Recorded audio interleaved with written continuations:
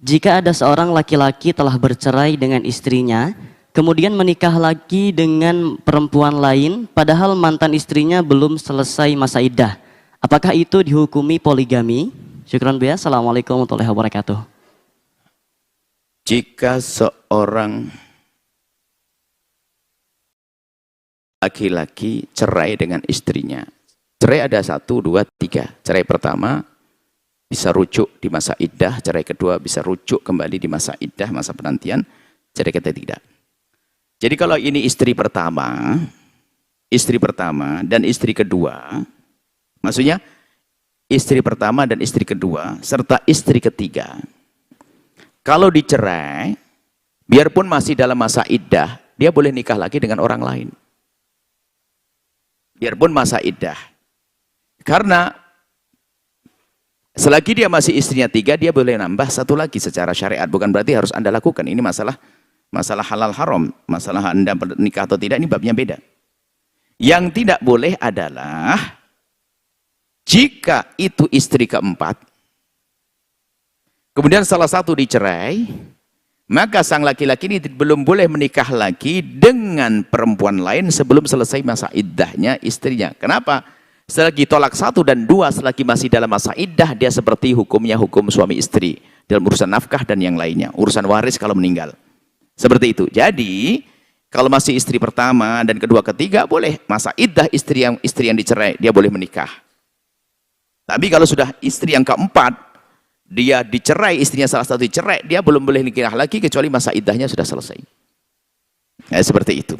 Kemudian ini nasihat adalah masalah 1, 2, 3, hati-hati, pernikahan jangan dibikin main-main, karena ini adalah urusan syariat.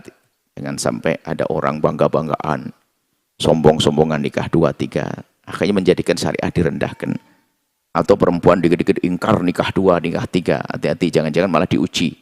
Biasa saja, yang suami biasa, jangan suami dikit-dikit, nikah lagi ya.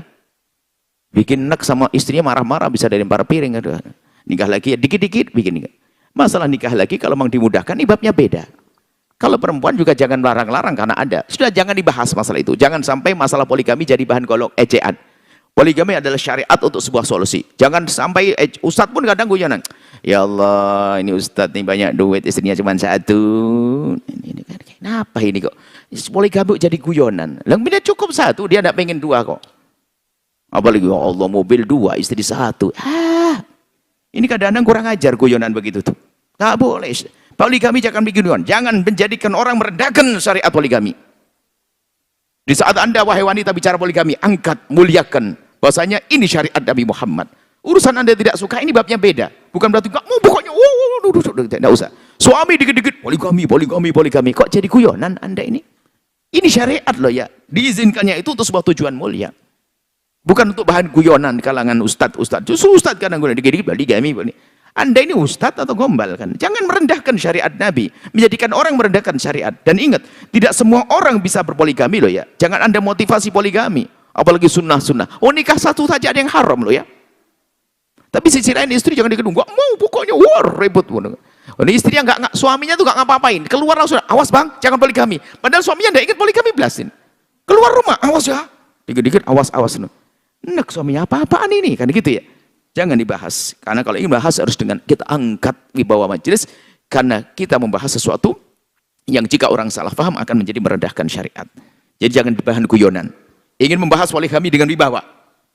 Sama di saat kita membahas tentang aurat, jangan bikin guyonan. Angkat wibawa majelis. Ingin bicara tentang haid, tentang mohon maaf, sabila ini alat mohon maaf itu. Jangan sampai jadikan bahan guyonan di majelis. Sama kayak poligami ini. Diangkat majelis biar orang membahasan dengan wibawa. Ada seorang hubungan suami istri dan sebagainya. Oleh ustadz dihadirkan dengan cara guyonan. Dengan cara bikin ngeres. Nggak boleh dong. Majelis, muliakan majelis. Bicara tentang aurat, angkat wibawa majelis. Bicara poligami, angkat wibawa majelis. Supaya tidak syariat Nabi Muhammad dijadikan bahan guyonan. Atau bahan ejaan. Wallahu a'lam bissawab.